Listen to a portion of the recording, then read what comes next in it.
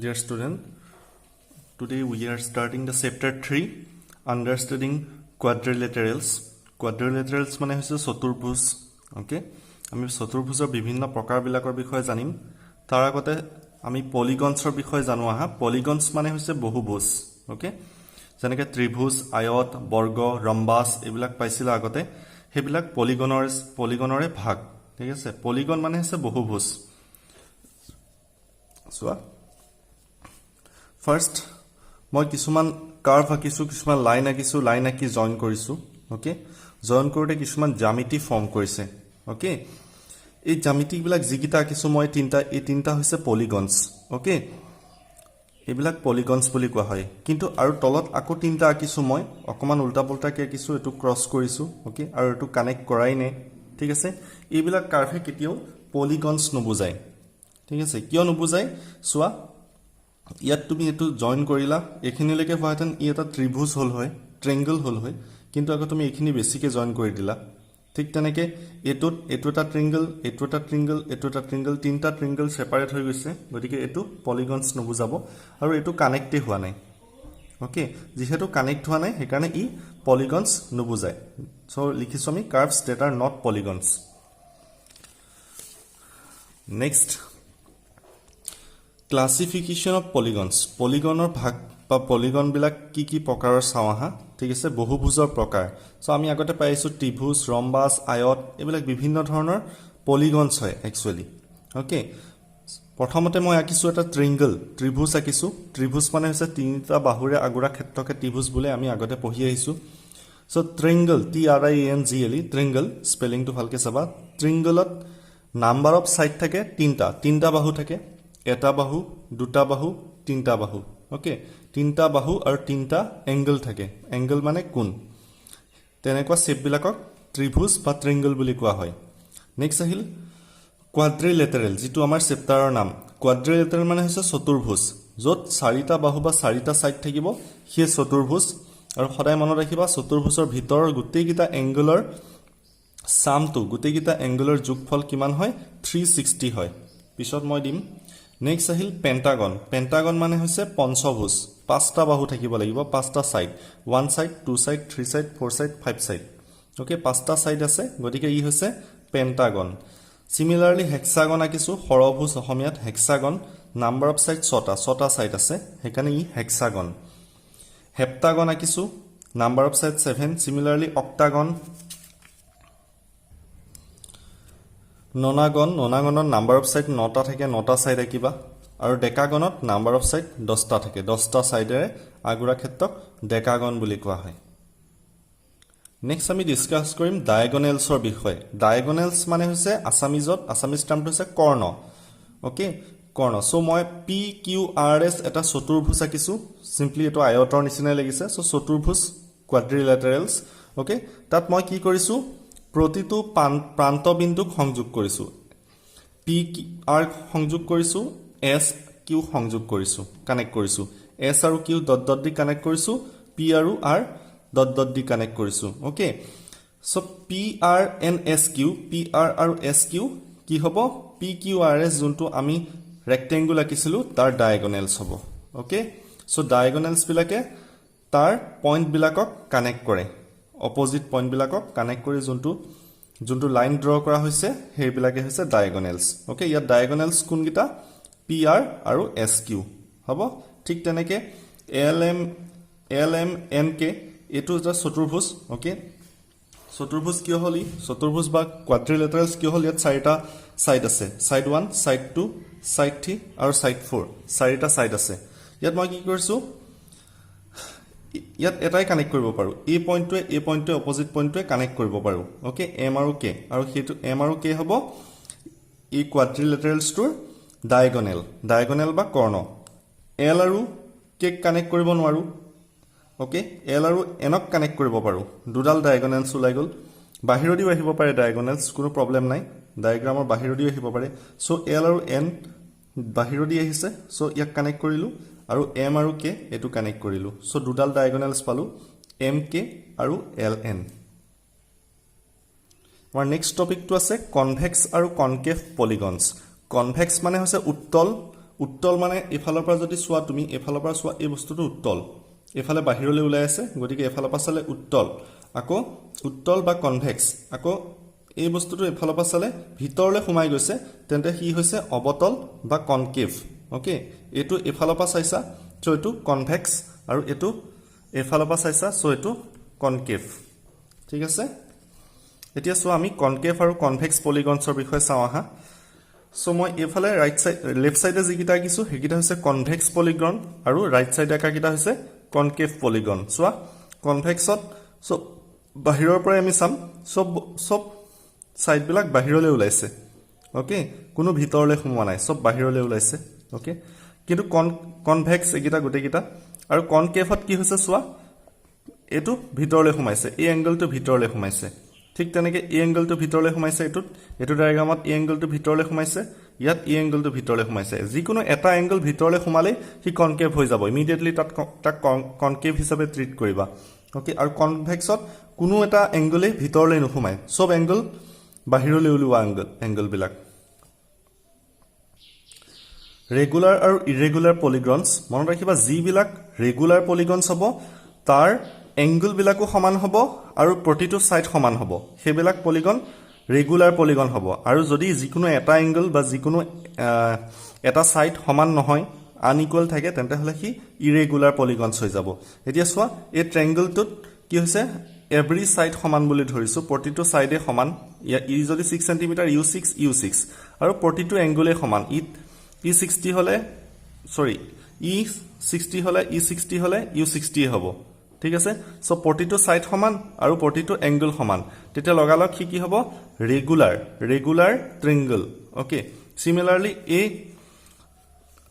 কোৱাড্ৰিপলটো কি কৰিছো চোৱা প্ৰতিটো এংগল সমান কৰিছো আৰু প্ৰতিটো সাইড সমান কৰিছো লগালগ কি হৈ গৈছে ৰেগুলাৰ পলিগনছ ওকে সো ইয়াক আমি বৰ্গ বা স্কয়াৰ বুলি কম ইৰেগুলাৰ পলিগনছত চোৱা ইয়াত এই দুটা সাইড সমান কিন্তু অপোজিট সাইড দুটা ছুটি সো ইমিডিয়েটলি তুমি ইয়াক ক'ব পাৰা ইৰেগুলাৰ পলিগন যিকোনো এটা কন্ডিশন ফুলফিল নকৰিলে হি ইৰেগুলাৰ পলিগন হৈ যাব কাৰণ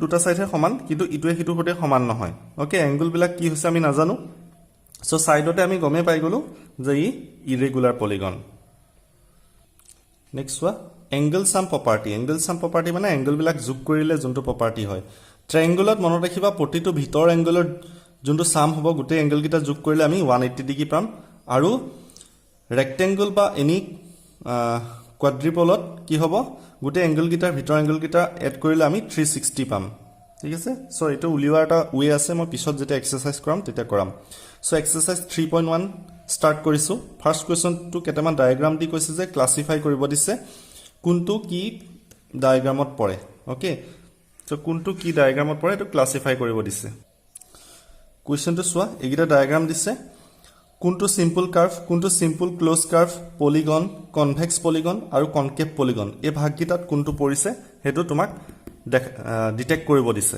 সো আমি ইয়াৰ সলিউশন কৰিছো কেনেকৈ কৰিছো চোৱা ফাৰ্স্ট যোনটো ডায়াগ্ৰাম দি আছে ইটো সিম্পল কাৰ্ভ হ'বই সিম্পল কাৰ্ভৰ লগতে সিম্পল ক্লোজ কাৰ্ভ কাৰণ ক্লোজ হৈ আছে গুটে ডায়াগ্ৰামটো আৰু ই এটা পলিগন হয় কাৰণ ইয়াত কেবেটাও সাইড আছে okay so this is a polygon আৰু ই কনকেভ পলিগন কাৰণ এটা এংগল ভিতৰলৈ সোমাই আহিছে সো ই কনকেভ কনভেক্স নহয় সো গুটেকিটা অপচনৰ চাৰিটা আমি ইয়াত লিখিছো নেক্সট এটো চোৱা ই হয় কনভেক্স পলিগন দেখাতে কোনো এটা এংগল বাহিৰলৈ ওলাই আহা নাই আৰু এটা পলিগন হয় ওকে কেবেটাও সাইড আছে আৰু ই সিম্পল কাৰ্ভ হয় আৰু লগতে সিম্পল ক্লোজ কাৰ্ভ গুটে ডায়াগ্ৰামটো ক্লোজড হৈ আছে নেক্সট ইয়াত এটো এটা কি হয় এটো এটা বৃত্ত হয় দুটা বৃত্ত লগ লাগি আছে ওকে সাৰ্কেল কিন্তু আমাৰ অপচনত সাৰ্কুলাৰ বিষয় একো নাই গতিকে আমি একো লিখা নাই সিমিলাৰলি এটো পলিগন নহয় এটো পলিগন নহয় কাৰণ মই কিয় নহয় কৈছো কেবেটাও ট্ৰায়াঙ্গল লগ খাইছে ইয়াত কেবেটাও সাইড ভিতৰত কাটাকাটি কৰিছে ক্ৰস কৰিছে সো এটো পলিগন নহয় নেক্সট এটো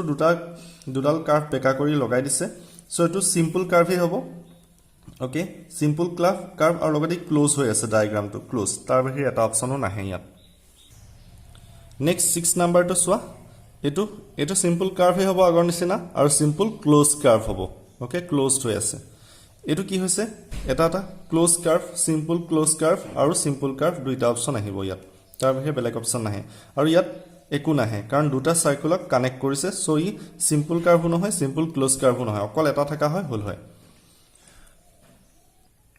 Next question number 2 how many diagonals does each of the following have তলত দিয়াবোৰৰ ডায়াগ্ৰাম বিলাকৰ কিমানডাল diagonals আছে উলিয়াই দেখাব লাগে ওকে সো ইয়াত এটো এটা কি আছিল এটা পলিগন বা এটা কোৱাড্ৰিলেটাৰেলছ ওকে তাৰ ডায়াগোনাল কি হ'ব এটো কানেক্ট কৰিলে এডাল ডায়াগোনাল এটো পইণ্টে কানেক্ট কৰিলে দুটা ডায়াগোনাল সো ডায়াগোনাল দুটা নেক্সট সোয়া এ ৰেগুলাৰ হেক্সাগন এটো ৰেগুলাৰ হেক্সাগন এটা আকি লৈছো মই প্ৰথম ৰেগুলাৰ হেক্সাগন সো হেক্সাগনত কেটা সাইড আছে 1 2 3 4 5 6 হেক্সাগনত 6টা সাইড থাকে সো কোনটো পলিগনত কেটা সাইড থাকে এটা তুমি জানিব লাগিব এতিয়া মই সব কানেক্ট কৰিছো সব পইণ্ট বিলাক যিমান পাৰি মই কানেক্ট কৰিলো ইটো হিটোৰ লগত ওকে সো ফাৰ্স্ট মই এটোৱে কানেক্ট কৰিলো নেক্সট এটোৱে নেক্সট এটোৱে তেনেকে প্ৰতিটো পইণ্টৰ পৰা যিমানটা অপোজিট পইণ্টলৈ কানেক্ট কৰিব পাৰি কৰিলো কৰি মই জুখি চালো যে টোটাল ডায়াগোনাল 9 ডাল পাইছো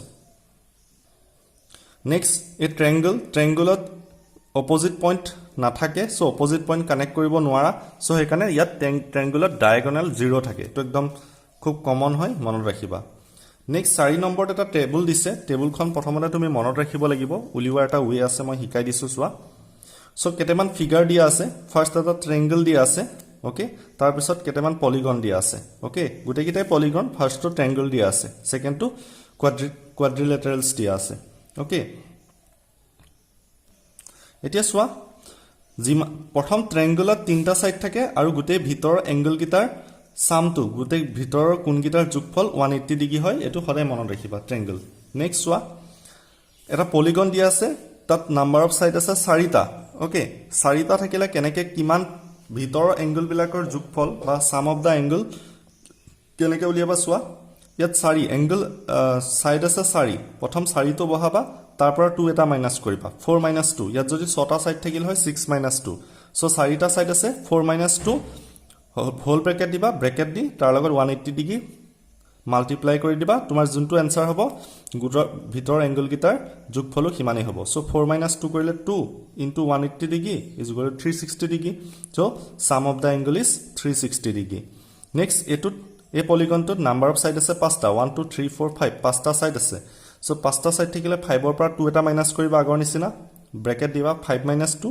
* 180 ডিগ্ৰী সো 5 ৰ পৰা 2 গলে 3 থাকে 3 * 180 ডিগ্ৰী কৰিলে 540 ডিগ্ৰী পাও সিমিলাৰলি 6টা সাইড আছে এটো পলিগনত 6 - 2 কৰিলো * 180 ডিগ্ৰী কৰিলো 6 - 2 কৰিলে 4 পাম * 180 ডিগ্ৰী কৰিলে 720 পাম সো ভিতৰ এংগল গিটাৰ সামটো হ'ব 720 ডিগ্ৰী গতিকে জি পলিগনে দিয়া নাথাকক টোটাল নাম্বাৰ অফ সাইড যিমানটা থাকে তাৰ পৰা 2 এটা মাইনাস কৰিবা আৰু তাৰ লগত 180 ডিগ্ৰী পূৰণ কৰি দিলে মাল্টিপ্লাই কৰি দিলে যিটো आंसर পাবা হেতুৱে সাম অফ দা এংগল হ'ব নেক্সট আছে সোয়া নাম্বাৰ অফ সাইড কিছুমান দিয়া আছে 7 8 10 okay so number of side বিলাক দিয়া আছে তেতিয়া হেহতৰ সাম এংগল কিমান হ'ব ভিতৰ এংগল বিলাক হে পলিগন বিলাকৰ ভিতৰ এংগল কিমান ফুটিছে ওকে সো ইয়াত দিয়া আছে 7 সো n দিয়া আছে 7 number of side is equal to 7 so angle sum কিমান হ'ব ফৰ্মুলাটো হৈছে n - 2 যোনটো সাইডৰ নাম্বাৰ দিয়া থাকিব তাৰ পৰা 2 এটা মাইনাস কৰিবা তাৰ লগত 180 ডিগ্ৰী মাল্টিপ্লাই কৰিবা সো n ৰ জায়গাত নাম্বাৰ অফ সাইড বহাই দিয়া 7 নাম্বাৰ অফ সাইড আছিল 7 7 ৰ পৰা 2 এটা মাইনাস কৰিবা 2 এটা মাইনাস কৰি 180 ডিগ্ৰীৰে মাল্টিপ্লাই কৰিবা আৰু ইয়াৰ आंसर পাই যাবা 900 সো 7টা সাইড থাকিলে ভিতৰ এংগল বিলাকৰ সামটো হ'ব 900 ডিগ্ৰী সিমিলাৰলি 8 থাকিলে কি কৰিবা n - 2 * 180 ডিগ্ৰী সো n ৰ জায়গাত 8 বহাবা নাম্বাৰ অফ সাইড -2 8 - 2 * 180 ডিগ্ৰী 8 - 2 কৰিলে 6 * 180 ডিগ্ৰী 1080 ডিগ্ৰী পাবা নেক্সট 10 আছে সি নাম্বাৰটো নাম্বাৰ অফ সাইড 10 আছে এটো নিজে হোমৱৰ্ক কৰি দেখাই কৰিবা কৰি মোক দেখাবা ফটো উঠাই দেখাবা নেক্সট নাম্বাৰ অফ সাইড দিয়া আছে n সো এটো ডাইৰেক্ট ফৰ্মুলাটো হ'ব n দিয়া থাকিলে কি কৰিবা n ৰ পৰা -2 এটা কৰি তাৰ লগত 180 ডিগ্ৰী মাল্টিপ্লাই কৰিবা তেতিয়া সাম এংগল পাই যাবা দেয়াৰফৰ সাম এংগল কিমান হ'ব n number of side -2 number of side n দিয়া আছে n - 2 হোল * 180 ডিগ্ৰী এখিনিলৈকে ৰাখি থলে হ'ল কাৰণ তুমি n ৰ ভ্যালু নাজানা এতিয়া 5 নম্বৰ কোৱেশ্চনৰ পৰা মই নেক্সট ভিডিঅ' ডিসকাস কৰিম আজিলে এখিনিয়ে সোৱা চাই মই অলৰেডি নোটটো দিছোৱে সবে লিখি তাৰ পৰা এখিনি বুজি লোৱা মই নেক্সট 5 নম্বৰ কোৱেশ্চনৰ পৰা নেক্সট ভিডিঅ' ডিসকাস কৰিম